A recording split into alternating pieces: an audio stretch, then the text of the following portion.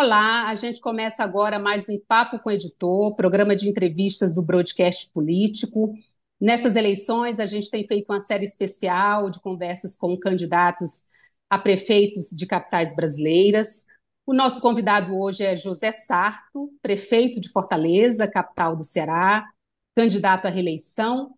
Eu sou Luci Ribeiro e divido essa conversa aqui com o repórter Gabriel Hirabaz. Seja bem-vindo, prefeito. Obrigado, Luci. Prazer estar aqui. Luci, Gabriel. Hirabás? Irabado, Difícil. difícil. Prazer estar aqui. Prefeito, nossa primeira pergunta é o seguinte: nas últimas pesquisas, especialmente a última do Instituto Paraná Pesquisas, o senhor aparece lá na quarta colocação, né? Os outros três todos estão à frente do senhor. É, por que essa dificuldade de avançar aí na preferência dos eleitores? O que o senhor acha que está acontecendo? Bom, Luci, na verdade, eu prefiro avaliar sob outra ótica, né? Nós temos aí pesquisa, todas as pesquisas, elas demonstram praticamente, dentro da margem de erro, um empate técnico entre todas as candidaturas. Se você pegar um novo equipamento ou instrumento que tem sido muito usado, o agregador de pesquisas, esse sim que embola muito o meio de campo. Mas efetivamente o que eu tenho feito aqui é caminhado, tenho visitado as ruas de Fortaleza, e nós temos aí um portfólio de obras muito grandes, tanto na área de saúde, como educação, segurança pública, política de juventude, mobilidade, enfim. Então, eu tenho andado bastante, tenho recebido uma atenção muito grande da cidade de Fortaleza, muito especialmente da periferia, que nós estamos mudando a vida da cidade. Hoje, Fortaleza é a maior economia do Nordeste, hoje, e mudando a vida das pessoas. Nós estamos aqui reduzindo desigualdades. Estabelecemos o passe livre estudantil universal. Nós temos hoje medicamentos sendo entregues em casa, um complexo, 3 hospitais entregues à população, 24 novos postos de saúde. Fortaleza hoje é destino turístico nacional e internacional. Então, Fortaleza está hoje em outro patamar. E assim, o que eu tenho recebido da população é uma acolhida muito estimulante. A nossa militância aí do time 12, time do PDT, é aguerrida e a gente está muito confiante, porque todas as pesquisas elas mostram uma variação muito dentro da margem de erro, que usualmente é de 3 pontos para mais e 3 pontos para menos, né? Então, essa eleição, ela basicamente ela tomou um impulso agora e será decidida, pode ter certeza, no dia. Prefeito, o candidato do PT, o Evandro Leitão, ele começou a campanha, a pré-campanha lá atrás, bem atrás de vocês que estavam no pelotão da frente, né? O André Fernandes, do PL, o capitão Wagner, do União Brasil, e o senhor, do PDT. Mas ele tem ganhado tração nas últimas pesquisas. Nessa última do Paraná Pesquisas, que foi divulgada ontem, ele já estava com 22,1%. O senhor acredita que com a ascensão dele na disputa, existe pouco espaço para um outro candidato de um partido de centro-esquerda? Como Não, Gabriel, eu vejo o seguinte: a posição hoje do candidato petista é muito decorrente da razão direta do tempo de televisão, que é estrondosamente majoritário, né? Enquanto eu tenho 1 minuto de televisão, ele tem a metade do tempo, ele tem 5 minutos de televisão. E ele tem duas muletas ideológicas que aqui no Nordeste, você sabe muito bem, funciona muito, que é o Lula, mas a população de Fortaleza, se a gente relembrar aí as eleições pós-redemocratização, desde 1985, quando elegeu Maria Luísa Fontinelli, a primeira prefeita do PT, contra tudo e contra todos, né? Na sequência, elegeu Luiziane Lins, do PT, contra o apoio do candidato do Lula, que apoiou um candidato do PCdoB aqui em Fortaleza. Fortaleza tem muitas complexidades. Fortaleza é uma cidade vanguardista, é uma cidade que não se queda muito facilmente a hegemonias simplistas. Então, essa posição do candidato é natural, porque ele tem atrás de si um amplo programa de televisão com tempo extremamente. O tempo dele, somados todos os outros candidatos, ainda não chega no total do tempo que ele tem de televisão. Agora, esse efeito já consolidou. Vamos ver daqui para frente. O efeito que tinha que fazer para que soubesse que ele era o candidato do Lula, mas o povo de Fortaleza sabe que o Lula não é o Leitão, nem o Leitão não é Lula. O Lula é o Lula, está em Brasília, tem que se preocupar com 5.500 e tantos municípios, com o Congresso, que tem uma relação muito complexa, e quem vai estar aqui é o prefeito da cidade, não é o Lula, não é o Bolsonaro. O Lula está em Brasília, o Bolsonaro por aí, Rio, Brasília e tal, mas quem vai ficar aqui é o prefeito da cidade. Prefeito, e falando de PT, continuando falando de PT, como é que o senhor vê as ações do PT nessas eleições? Porque, em nível federal, PT e PDT são aliados, né? Tem uma aliança aí, tem ministro que participa do governo Lula. O senhor viu ou vê alguma espécie de traição nesse comportamento de ter um candidato próprio e não apoiar o senhor? Não nesse mistério, Luci, porque com relação traição nesse mistério, nesse assunto que você está falando. Mas traição houve sim quando, na eleição passada de governador, nós apoiamos aqui uma proposta que foi discutida em 10 encontros regionais, foi levada à convenção partidária e foi tido uma chapa como vencedora, uma proposta como vencedora. Aí, nesse momento, houve um ato de traição, infidelidade partidária, porque militantes do partido, deputados do partido, inclusive o Cristão Novo do PT hoje, que é candidato pelo PT, era do PDT e votou num candidato que não era do PDT. Ele já votou no candidato do PT ao governo do Estado, numa franca demonstração de infidelidade partidária. E isso, nesse momento, houve a traição. Agora, aqui, atualmente, Fortaleza, se você olhar as últimas eleições, todas elas, nós disputamos com o PT. Na última eleição, disputei com o PT. Nas duas últimas anteriores, disputamos com o PT. Em Fortaleza, já é histórico essa disputa aqui, porque o PT de Fortaleza não participa aqui de apoiamentos com o PDT aqui na capital. No interior do estado, no Ceará, sim, tínhamos uma aliança até pouco tempo atrás, até a eleição de 2022. Mas, historicamente, na cidade de Fortaleza, há uma disputa entre PT e PDT. Esse episódio lá atrás que o senhor citou, prefeito, e a intensificação da disputa eleitoral nesse ano, na sua opinião, pode acabar levando a um afastamento do PT e do PDT a nível nacional? Ou o senhor acha que é uma questão mais regionalizada? É uma questão regionalizada, Gabriel, porque, historicamente, como eu te falei, Fortaleza disputa PT e PDT. Agora, é interessante que, após a disputa, a gente ganhando a eleição, a gente possa ter um tratamento isonômico do PT nacional, que possa perceber que governante ele é suprapartidário, ou melhor, até apartidário, porque as cores que devem nortear são as cores da população. Até porque é também na cidade onde a vida acontece. Estado e União são conceitos abstratos de poder. Aqui, na verdade, a vida acontece na cidade. Então, eu quero crer que depois da eleição a gente possa repactuar um período de interlocução institucional entre prefeitura, governo, prefeitura e União. Prefeito, o senhor já declarou que espera ter o apoio do PT caso o senhor vá para o segundo turno. E o contrário, seria verdade? Se Evandro Leitão for para o segundo turno contra o capitão Wagner ou contra o André Fernandes, o senhor dará o apoio ao PT? Luci, eu não me vejo nesse cenário. No meu exercício de futurologia, eu não construo essa hipótese, porque a hipótese que a gente está construindo é de estarmos no segundo turno e ganhar a eleição. Prefeito, mudando um pouquinho de assunto, falando sobre debates, é, a cena que acabou chamando mais atenção até agora, ontem, na disputa da Prefeitura de São Paulo, teve mais um episódio lamentável, né, que foi uma agressão a um assessor do prefeito Ricardo Nunes, mas também teve o episódio da Da cadeirada que cadeirada? o Zé Luiz da Atena deu no Pablo Marçal. Eu estou citando só esse caso de São Paulo para também lembrar de um caso que teve em Fortaleza, quando o candidato Jorge Lima se referiu ao André Fernandes com umas expressões grosseiras, palavras de baixo calão num debate. O senhor acredita que existe um acirramento na política hoje em dia, que tem levado a esse tipo de confronto entre os candidatos? Você acha que esse grau de agressividade tem respaldo na população?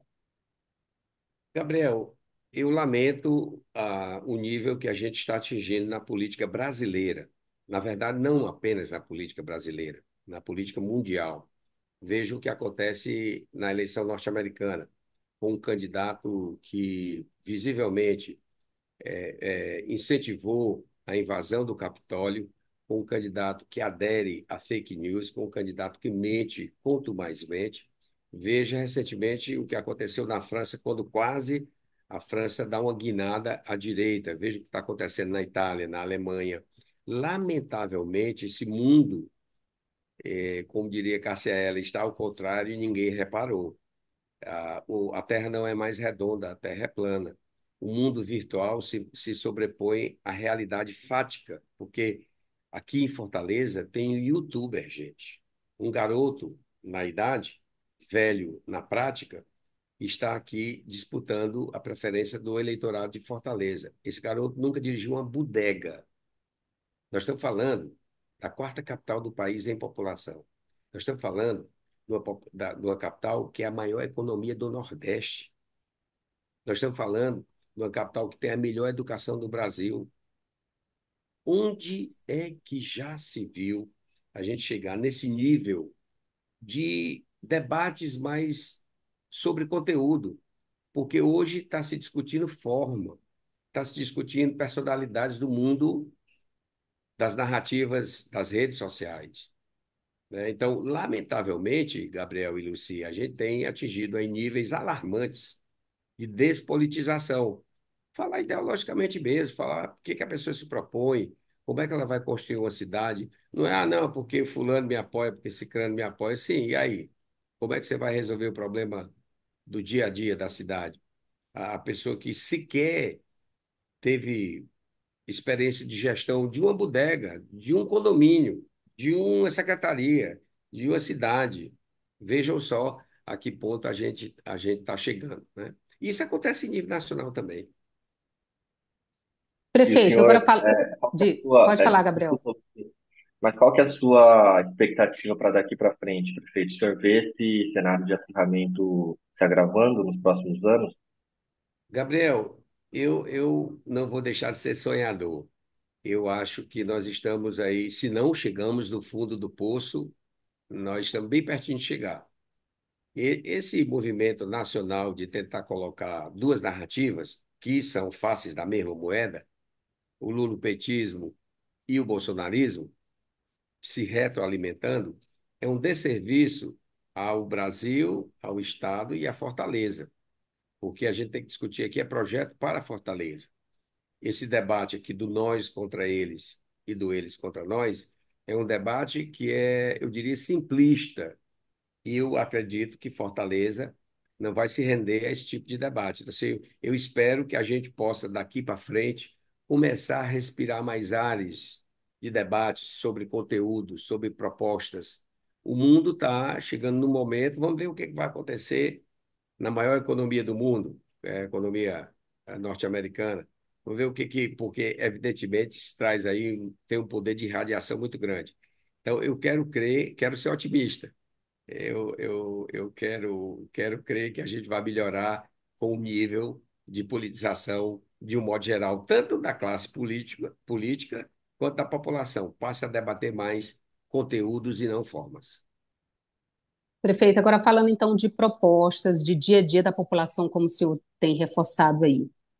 A saúde, né? O tema da saúde é um problema do Brasil, né? Toda cidade tem problemas sérios com a questão da saúde. Aí na prefeitura de Fortaleza não é diferente, né? A gente tem visto na imprensa aí relatos muito tristes de problema de marcação de cirurgia, falta de medicamentos, insumos, envolvendo aí o Instituto José Frota, né? Que motivou até uma audiência pública aí com o Ministério Público do Ceará para consertar algumas coisas, né? Como é que o senhor tem visto as críticas dos adversários a respeito desse assunto específico? E o que o senhor pretende fazer para mudar, para melhorar, caso seja eleito? Tá. Luci, bom, com relação ao IJF, que é esse instituto, é o maior hospital de trauma do Nordeste. Ele tem 664 leitos e atende, veja só, ele é o maior hospital de trauma do Nordeste, atende a 50% da população que vem do interior do estado do Ceará. É atenção terciária, é alta complexidade, que não é competência do município de Fortaleza, mas é um hospital municipal. Então, é bom que a gente registre isso.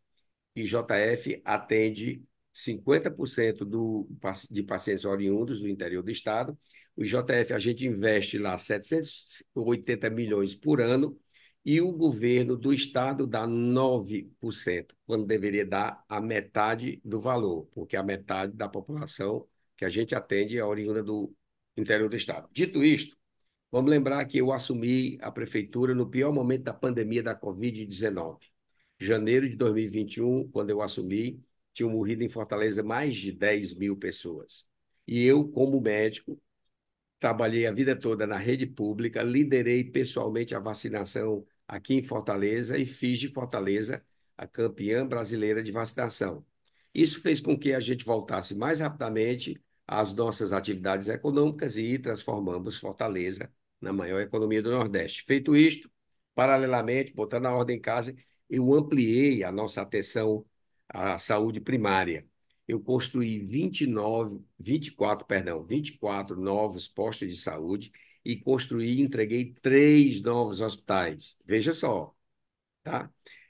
E estamos entregando medicamento em casa. Agora, tá tudo perfeito? É claro que não. Eu sou do ramo, eu sou médico da área. Agora vamos lá. Quem é que tem mais moral para falar sobre saúde pública? Quem construiu 3 hospitais e entregou 24 postos de saúde? Ou o PT, que administrou essa cidade há 12 anos atrás, que não construiu nenhum hospital e fez um posto de saúde? Tem problemas? Tem sim. E eu vou lhe dizer como é que nós vamos resolver. Nós agora vamos reduzir as filas de esperas de exames e consultas especializadas e cirurgias, fazendo parceria com a rede privada. Já estamos fazendo. Além disso, vamos contratar 1.000 novos médicos. E na área de urgência e emergência, construir mais 6 UPAs 24 horas para melhorar o atendimento à população de Fortaleza.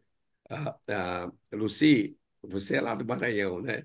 Veja só a Sou. comparação do Nordeste. Fortaleza é a única capital do Nordeste que tem 11 hospitais municipais. Salvador tem um, Recife tem 2. Veja só a diferença. E nós temos aqui o dito Hospital IJF, que é um hospital de trauma terciário, que faz órtese, prótese, cirurgias de altíssimas complexidades, que atende a metade da população do interior do estado, e o governo do estado, do PT, só investe 9%, quando deveria investir 50%. Prefeito, só tirar uma dúvida. Então, o IJF, a gestão não é municipal ou é municipal? A gestão é municipal, É municipal, mas o recurso do governo do estado está é aquém nove por cento. do necessário. Isso. O governo do estado dá 9%, o governo federal dá em torno de 10 a 14% e o restante é tesouro municipal. Nós Entendi. investimos 700 e tantos milhões por ano no IJF. Tá, outra dúvida que eu fiquei. O senhor disse que vai ampliar aí, vai melhorar o serviço de saúde, fazendo parceria com a rede privada. É o quê? É esquema de PPP? Ou vai conceder? Ou vai privatizar alguma coisa? Explica melhor para a Não, gente qual é a sua proposta. essa proposta já está em andamento. Eu tenho, por exemplo, uma parceria com o setor de oftalmologia. Fizemos mutirão de cataratas, realizamos 16 mil cirurgias. Então, a gente faz uma parceria com a contratualização da rede privada para cirurgias de catarata, um caso específico. Fizemos uma contratualização para cirurgias de exames de imagem, ultrassonografia, tomografia, ressonância, PET scan, que nós já estamos fazendo. Isso se faz, é um exemplo do que aconteceu em São Paulo, utilizando o horário ocioso da iniciativa privada e fazendo um contrato a preços muito mais módicos, porque não é o preço de consulta popular, é evidente, porque não teríamos condição de fazer, mas esses convênios já existem, o que nós vamos fazer é ampliá-los, tanto na área de exames especializados, consultas especializadas e cirurgias. Prefeito, uma dúvida. Esse problema, o senhor citou um problema de repasse do pro IJF por parte do governo do estado. O senhor assumiu em 2021, né? Então o senhor teve aí lidou com duas gestões já. É um problema da gestão atual do governo estadual Não, ou não. é antiga? Não, a gestão atual, ao assumir o governo aqui do estado, cortou, eles alocavam 6 milhões de reais por mês. Então, eles passaram a alocar 5 milhões e 800. Parece pouco, mas 200 mil reais por mês é pouco, mas ajuda. Então, e olha que, mais uma vez, Gabriel, a gente atende metade da população oriunda do interior do estado. A gente atende toda a população do interior do estado. Então, eles reduziram esse repasse. Não só nessa área, no transporte público, eles tinham um subsídio pactuado conosco, que a gente daria 4 milhões para a categoria, para o transporte público, e eles cancelaram os 4 milhões. A prefeitura teve que bancar os 8 milhões de reais, e eu ainda, porque coloquei o passe livre estudantil, estou aportando mais quase 3 milhões. A gente está hoje subsidiando o transporte público com 14 milhões de reais por mês, exclusivamente da Prefeitura de Fortaleza. Prefeito, uma Prefe- outra questão Pode ir, Posso ir, Luci? pode ir, pode ir. Uma outra questão que está bem no centro do debate nessa campanha em Fortaleza é a questão da taxa do lixo, né? Conhecido como taxa do lixo. O capitão Wagner tem chamado o senhor de pai da taxa do lixo, e pelo que eu vi em algumas interações entre os senhores, o senhor acusou ele de ter votado quando era deputado federal no marco do saneamento, que está no centro disso, né? Porque o marco do saneamento é que prevê a criação dessa taxa. Mas pelo texto da lei do marco do saneamento, esse manejo dos resíduos sólidos também poderia ser custeado por outras formas, formas adicionais, financiamento, incentivo, e não necessariamente por uma taxa. O senhor pensa em rever essa taxa se for reeleito? Ô, Gabriel, deixa eu te falar. Na verdade, quem é o pai da taxa do lixo é o Wagner, que, enquanto deputado federal, votou pela aprovação do marco regulatório de saneamento básico. Está claro lá. Artigo 35, parágrafo 2º, você tem que dizer de onde é que vai fazer o custeio do manuseio do resíduo sólido. Por que que você acha que 22 capitais brasileiras cobram a taxa do lixo?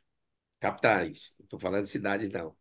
Só 4 não cobram porque duas têm condições do Tesouro, São Paulo e Goiânia, e outras estão em processo de criação, de discussão da criação da taxa do lixo. O que eu fiz aqui em Fortaleza foi dar o maior percentual de isenção. 70%, eu vou repetir, 70% das residências de Fortaleza não pagam a taxa do lixo.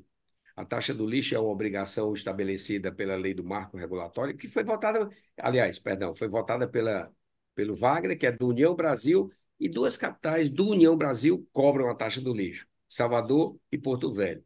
E a lei foi sancionada pelo presidente do PL, Bolsonaro, que tem um candidato aqui dizendo também que vai acabar com a taxa do lixo. Então, 22 capitais brasileiras já cobram a taxa do lixo. O que nós fizemos aqui foi dar o maior percentual de isenção de todas as capitais brasileiras. Então, quem é efetivamente o pai da taxa do lixo é quem votou pela aprovação do marco regulatório do saneamento básico, perdão. O senhor acha que os candidatos que estão prometendo acabar com essa taxa estão fazendo uma promessa populista?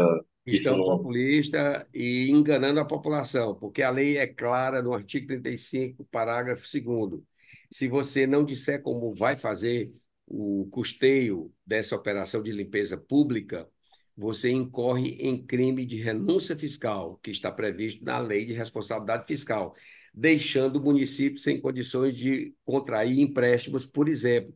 Uma lei semelhante foi votada aqui na Assembleia Legislativa do Estado do Ceará, inclusive com a relatoria do hoje petista, candidato do PT, Leitão, e aprovado que, inclusive, tem cidades do interior do estado que vão estabelecer neste ano a cobrança da taxa do lixo por conta dessa lei estadual aqui, para você perceber como são dois pesos e quatro medidas. Perfeito. Agora falando de outro problema sério no Brasil inteiro, segurança pública. Muitos candidatos têm falado aí em ampliar a atuação das guardas civis, né, equipando melhor essas estruturas, dando poder de polícia para as guardas civis, armando até com fuzis, principalmente os candidatos de direita, né? Como é que o senhor vê essa solução? A Guarda Civil tem condições de ampliar esse papel na questão da segurança pública? Luci, olha, nós estamos vivendo no Brasil uma falência completa do sistema de segurança pública. Aqui no Ceará não é diferente.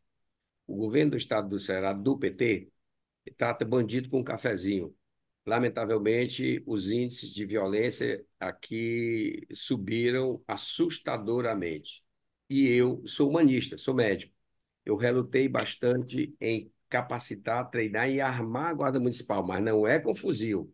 Veja, a Guarda Municipal, ela está para proteger o maior patrimônio da cidade, que é o cidadão, a cidadã. A obrigação de combater facção criminosa é do governo do Estado. Está lá bem claro na Constituição Federal, das competências e atribuições dos entes federados. Então, pela completa, eu diria, inoperância e incapacidade do PT do Ceará, eu decidi capacitar, treinar e armar a Guarda Municipal. Ampliei o efetivo da nossa Guarda Municipal, estou criando um programa chamado Patrulha nos Bairros.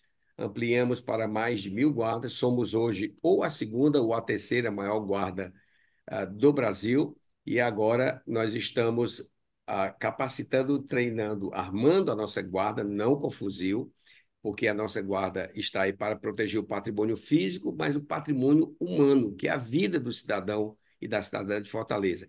Além disso, Luci, nós construímos aqui um centro de controle e comando com 7.000 câmeras, vídeo monitorando toda a cidade, integradas com a Polícia Militar, a Polícia Civil, a Guarda Municipal, o Corpo de Bombeiros, a Autarquia de Trânsito, as agências de fiscalização, todas integradas num centro de comando único, que tem 7.000 câmeras só em Fortaleza, que tem hoje o maior número de câmeras por habitante das capitais brasileiras. Tudo isso a gente está fazendo porque o governo do PT do estado do Ceará não é competente para fazer a gestão da segurança. Aliás, eles dividiram aqui os presídios por facções. Por que você acha, Luci e Gabriel, que o PCC se mudou de São Paulo para cá? Porque, evidentemente, o crime só migra para onde ele tem mais facilidade. E aqui ele tem todas as portas abertas. Aqui o governo do PT do Ceará faz vista grossa para essa atuação das facções aqui, aqui em Fortaleza. E eu, além de fazer a política de inclusão social que a gente faz com melhor educação do Brasil, com o maior percentual de ensino de tempo integral do Brasil, com a capital que mais investe em juventude do Brasil, apesar de a gente estar fazendo tudo isso, eu agora resolvi ampliar a guarda, o efetivo da guarda, capacitar, treinar e armá-la para proteger o maior patrimônio nosso, que é o cidadão e a cidadã. Prefeito, tem um debate aqui em Brasília atualmente que envolve a questão das emendas parlamentares. Elas foram suspensas por determinação do ministro do Supremo, Flávio Dino. Eu queria saber como que o senhor vê esse impasse, como que afeta a gestão das prefeituras. Eu sei que está suspenso, né, já por causa do próprio período eleitoral, mas tem toda essa discussão sobre mudar as emendas PIX, que muitos prefeitos defendem por reduzir burocracia, repassar o dinheiro diretamente para as prefeituras. Como o senhor vê esse impasse que existe, as discussões atuais? Pode afetar a gestão das prefeituras? Olha, esse é um debate que tem que ser feito, o Gabriel, porque efetivamente o que está se fazendo com essas emendas impositivas, né, você está criando um poder paralelo. O deputado federal me parece que tem uma cota de emendas pessoais da ordem de 42 milhões de reais por ano, ó, fora as emendas de bancada. Isso é retirado de um orçamento só. Então, por exemplo, muitos programas que são desenvolvidos pelos ministérios, eles deixaram de ser desenvolvidos porque não tem dinheiro suficiente para bancar programas. Eu sou a favor da desburocratização, que a gente precisa encontrar o meio. Mas hipertrofiar esse poder para fazer emendas impositivas, de repente, um cidadão, um deputado manda para a cidade lá para asfaltar um determinado trecho, quando a saúde é a prioridade e que poderia ser feito por uma política pública de saúde do Ministério da Saúde. Então, eu acho que é preciso chegar a um consenso entre a desburocratização dos repasses do governo federal para os municípios e essa hipertrofia de poder que a emenda parlamentar impositiva traz. Prefeito, a gente já está chegando ao fim, a gente está pertinho de terminar, mas eu quero fazer uma última pergunta antes. No seu plano de governo, o que que o senhor tem preparado aí para dinamizar a economia? Tem algum projeto, tem alguma proposta para melhorar a vida do empreendedor, para as empresas ganharem mais fôlego, para o emprego crescer mais? O que que o senhor tem para a economia? Tá? Luci, é com muito orgulho que eu digo que nós fizemos de Fortaleza a maior economia do Nordeste. Se você observar desde o momento que nós assumimos, em plena pandemia, o crescimento econômico de Fortaleza, o gráfico é assim, olha, do Nordeste, enquanto Salvador vem para cá e Recife mais embaixo. Hoje, o PIB de Fortaleza é 73,4 bilhões. Por quê? Eu diria que seria uma base de três pilares. Primeiro, a capacidade extraordinária da nossa gente. Segundo, a vocação de empreendedor que tem o nosso povo aqui de Fortaleza. E terceiro, por uma ambiência política da prefeitura que favorece a captação de recursos. Nós temos aqui um programa chamado Fortaleza Capacita, que a gente treina mão de obras. Em valores nominais, a gente capacita até mais do que São Paulo. Nós temos um programa chamado Nossas Guerreiras, que a gente dá crédito orientado para mulheres chefes de família de até R$ 3.000 com carência de 2 anos. Nós temos um programa chamado Costurando o Futuro, que são ateliês colaborativos que aproveita a mão de obra, capacitam, treinam as mulheres e homens também para fazer para trabalhar na área têxtil, costurando, fazendo produtos que são vendidos nas nossas feiras, nos nossos parques urbanos.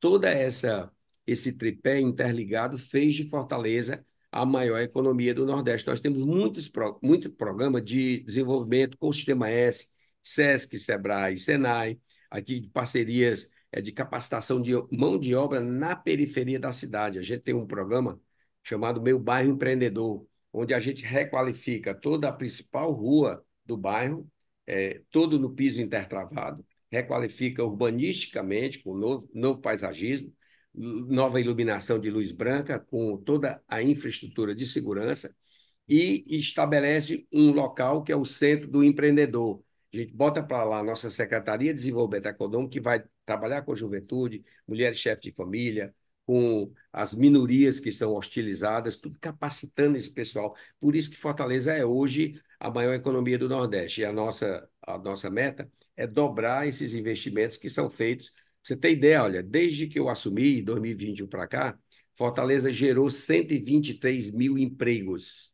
Isso significa 54% dos empregos gerados aqui no estado do Ceará.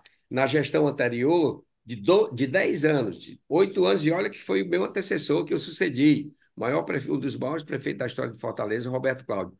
8 anos do Roberto Cláudio, com 2 anos da gestão do PT, eles geraram 58 mil empregos. Em 4 anos nossos, geramos 123 mil empregos. Exatamente por programas como esse, que facilitam, que estimulam a capacitação.